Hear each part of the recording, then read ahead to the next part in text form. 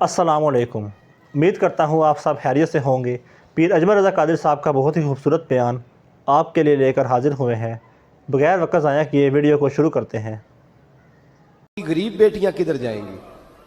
वो भी सोना पहनने लग गई है। वो भी अगर ये काम करेगी तो गरीबों की बच्चियां किसके तरीके पे चलेंगी? वो भी सोना पहनती है। हजरत अली कहते हैं, मैंने कहा या रसूलल्लाह, उन्होंने नहीं पहना, वो तो मैंने ला के दिया है, उन्होंने ख्वाहिश नहीं की। तो महबूब ने फरमाया उसे जाके बताओ। हजरत फातिमा ज़हरा रदी अल्लाह ताला अन्हा को जाकर के बताया गया कि महबूब पाक तो इस बात से आपसे नाराज है। हजरत फातिमा ने उसी वक्त सोना उतारा, कहा अली जो मदीने में सबसे गरीब घर है उसे दे आ जाके। भाई नबी पाक ने उन्हें सादगी में रहना, पाकीज़गी में रहना सिखाया, उन्हें हुस्न सिखाया, उन्हें इबादत सिखाई। नबी पाक अलैहिस्सलाम, ये तो सारी दुनिया बयान करती है कि इमाम हुसैन नबी पाक के कंधे पे बैठ जाते थे सजदे के आलम में, तो 72 तस्बीहें हुजूर पढ़ते थे। पता है हुजूर सिखाते क्या थे? नबी पाक इमाम हुसैन को सजदा करना सिखा रहे थे। हुजूर सजदा करना सिखा रहे थे। सजदा करना। पूरे करबला के वाक़े में किसी जगह भी इमाम हसन और इमाम हुसैन ने किसी एक मकाम पे भी यजीदियों से कोई मुतालबा नहीं किया, कोई बात नहीं मनवाई, का जो तुम्हारी मर्जी। एक बात सिर्फ की, एक गुजारिश, तवज्जो है मेरी बात पर, एक बात सिर्फ की, एक मुतालबा रखा। जब 9 मुहर्रम को अमर बिन साद ने, शिमर ने, इन सब ने कहा ना कि हुसैन या अब बात खत्म हो गई, या बैत करो या जंग करो, तो इमाम हुसैन ने फरमाया मुझे एक रात की मोहलत दो। अली के बेटे मोहलत मांग सकते हैं? बोले ना यार, मोहलत मांगते थे वो, क्या जरूरत थी? इमाम हुसैन ने फरमाया मुझे मोहलत दे, एक रात रह गई है, मैं राज के सजदे करना चाहता हूं। सजदों के लिए मोहलत मांगी, सजदों के लिए। तवज्जो है मेरी बात पर? महफिलें लंबी, नमाजें छोटी। 24 घंटे आप किसी को बिठा लें बाहर, वो बैठा रहेगा, गप्पे लगाएं। नमाज का टाइम होगा तो पता नहीं क्या हो जाता है, लोगों दौड़ गए, ओहो नमाज पढ़नी पड़ जाएगी। ऐसे लगता है जैसे को बहुत मुश्किल मरहला आन पड़ा। भाई करबला वालों का तो पैगाम ही नमाज है, उनका तो तरीका ही नमाज है। इमाम हुसैन ने कहा एक रात की मोहलत, फकत इसलिए कि मैं खुल के नमाजें पढ़ लूं। सारी रात बड़ी बातें थी ना, बड़ी बातें। सज्जदा ज़ैनब से दुख सुख कर सकते थे सारी रात। इमाम ज़ैनुल आबिदीन को बड़ी बातें बता सकते थे, बड़ा कुछ हो सकता था। लेकिन इमाम ज़ैनुल आबिदीन कहते हैं सारी रात हुसैन इब्ने अली ने सर सजदे से नहीं उठाया। चल तो इस तरह कर, इमाम हुसैन तो सारी जिंदगी सारी रात पढ़ते रहे ना, तू चल एक रात की इबादत कर उनके नाम पर, एक रात सारी जाग। नहीं ना तुसी हाँ की थी, एक रात कही है मैंने। बड़ा मुश्किल है हमारे लिए। आप यकीन करें मुसल्ला, और फिर किसी ने हमें कान में बता दिया कि तुसी निस्बत आ ले हो, तुसी बख्शे हो। कोई पक्की गल दस गया साड़ी, इसमें कोई शक नहीं कि निस्बत से बख्शे जाएंगे।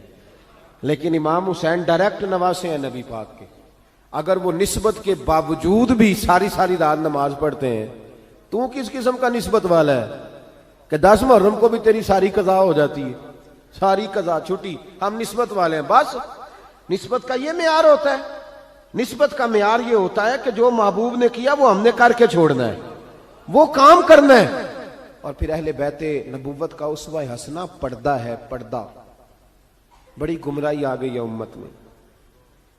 अब जो बच्ची MA MBA कर लेती है, वो सबसे पहले ये मुतालबा करती है कि हमारे हुकूक बराबर के। इस्लाम ने औरत को बराबर के हुकूक नहीं दिए, इज्जत वाले हुकूक दिए। कौन से हुकूक दिए? बोलिए। मैं एक यूनिवर्सिटी में था तो एक बच्ची ने पैगाम दिया, कहने लगी जी, बच्चियां भी थी पर्दे में बैठी हुई, लेक्चर यूनिवर्सिटी में हो रहा था, तो उसने कहा जी औरत का तो घर ही कोई नहीं होता, औरत का तो घर ही कोई नहीं, तो हम किधर जाएं? मैंने कहा चलें अदीबाना अंदाज में ये बात दुरुस्त है, लेकिन हकीमाना अंदाज में दुरुस्त नहीं। औरत की तो अल्लाह ताला ने जिम्मेदारी बड़ी शानदार रखी है। जब तक बाप जवान होता है ना, तवज्जो है मेरी बात पर, जब तक बाप जवान होता है तो बेटी उसके घर रहती है, और जब बच्ची जवान होती है, अब्बा थोड़ा बूढ़े होने लगता है ना, तो अल्लाह ताला खामद की ड्यूटी लगा देता है औरत पर। और जब खामद थोड़ा बूढ़ा होने लग जाता है तो बच्चे जवान हो जाते हैं। तो मैंने कहा बीबी तू समझी नहीं, तू कहती है मेरा घर कोई नहीं। रब करीम ने तो तेरा मुहाफिज हमेशा जवान आदमी को रखा है, जवान को, कभी बाप को, कभी भाई को, कभी बेटे को, कभी शौहर को। तू ये कैसे, इस्लाम ने तो तेरे लिए जवान खून तेरा मुहाफिज रखा, अगर तू समझे। हजरत फातिमा ने सारी जिंदगी पर्दे में गुजारी, उनका नंगा सर कभी सूरज ने भी नहीं देखा। यहां अल्लाह खैर करे दीनदारों की बच्चियां पर्दा नहीं करती, हाजियों नमाजियों की बच्चियां पर्दा नहीं करती। कपड़े इस्त्री ना हो तो घर में झगड़ा शुरू होता है, और बीबी पर्दा ना करे तो परवाह कोई नहीं। हजरत अब्दुल्ला बिन सहल एक ताबी बुजुर्ग है, नाम याद रखना। अब्दुल्ला बिन सहल कहते हैं सैयदा जैनब जब करबला से वापस आई तो वो मेरी पड़ोसन थी। 15 साल कहते मैं उनका पड़ोसी रहा हूं, 15 साल। 15, इमाम शौरानी ने इसको लिखा है, 15 साल में हजरत जैनब का पड़ोसी रहा। कभी होता है ना कि बीबी बुरका पहन के बाहर निकल आती है, बाजार जाना है, दवाई लेनी है, कोई काम है। कहते हैं 15 साल में पड़ोसी रहा, पर मैंने पर्दों में छुपी हुई जैनब भी कभी नहीं देखी। कहते ना बुरके में बंदा बीबी देख लेता, मैंने पर्दे में छुपी हुई भी बीबी कभी नहीं देखी।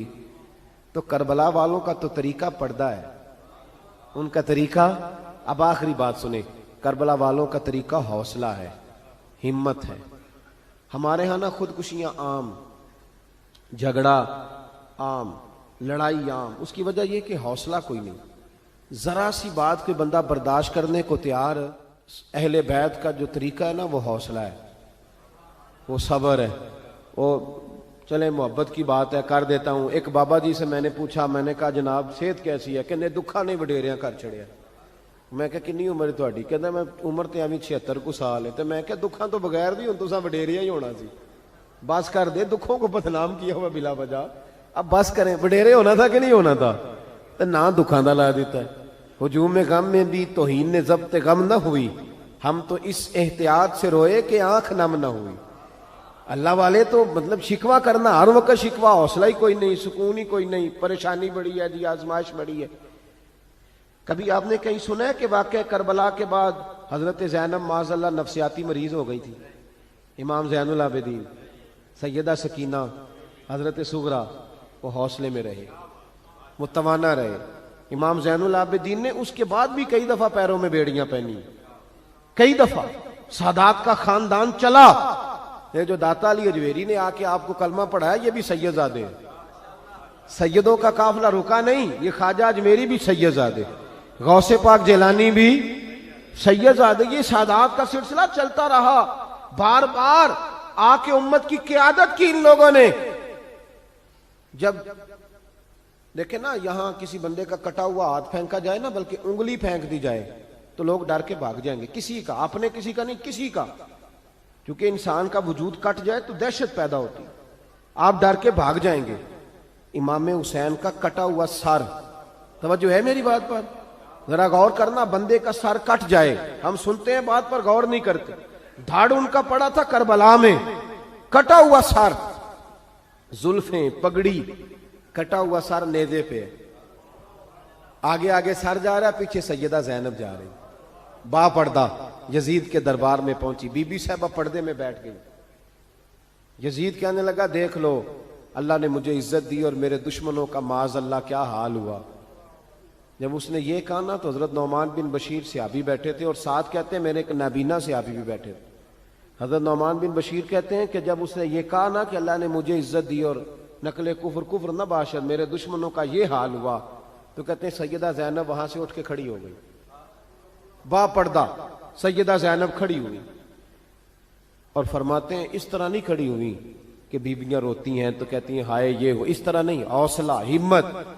और जिस तरह कोई सियाना खतीब खुतबा पढ़ता है, इस तरह सैयदा ने खुतबा पढ़ा।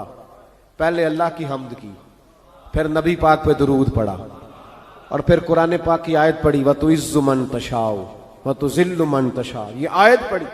कहते सैयदा की आवाज में वो रोब था, वो गर्ज थी, वो वकार था, वो इत्मीनान था कि वो नाबीना से अभी मेरा घुटना हिला के कहने लगे, नौमान अली आ गए हैं दरबार में, अली आ गए हैं। जिब्रील अमी बोल रहे हों जैसे, हिकमत के गोहर रोल रहे हों जैसे, दरबार दमिश्क में बीबी जैनब का खिताब मिंबर पे अली बोल रहे हों जैसे। कहा ये तो हजरत अली की आवाज, अली आ गए क्या, अली आ गए।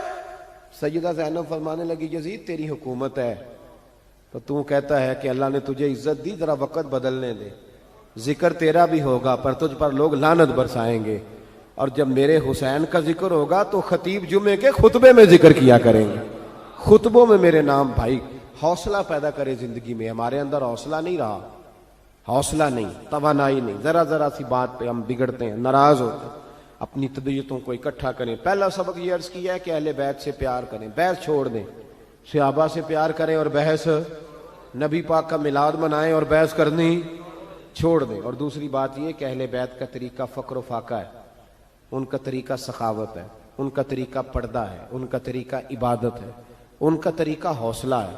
हौसला मंद जिंदगी गुजारें, तवानाई वाली जिंदगी गुजारें।